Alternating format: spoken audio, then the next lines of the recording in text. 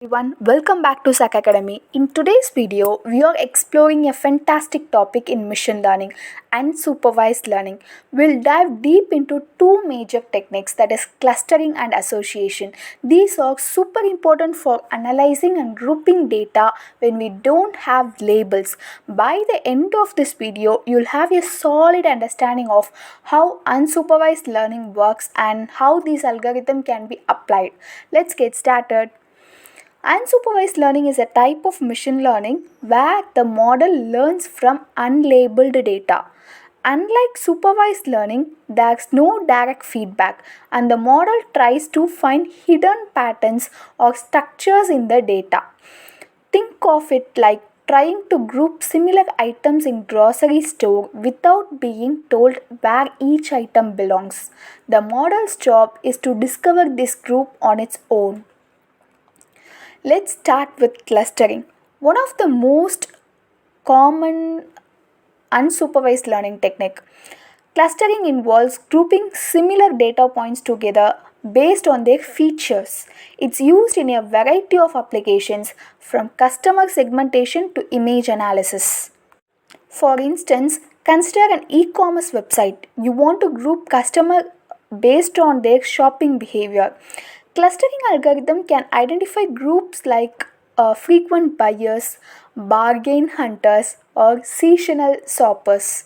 A popular algorithm for this is k-means clustering. This algorithm works by assigning each data points to a cluster based on its proximity to the center of the cluster, known as the centroid. Now let's talk about association algorithm. These are used to find relationship between variables in large data set. A well-known example is a priori algorithm used in market basket analysis. It identifies association between items that frequently occur together. Think about your last shopping trip. When people buy bread, they often buy butter too. Association algorithm can find these patterns.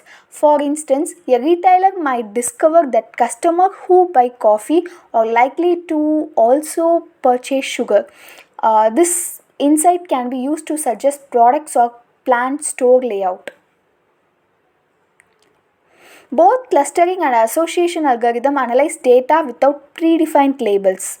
In clustering, the goal is to group data points based on similarities.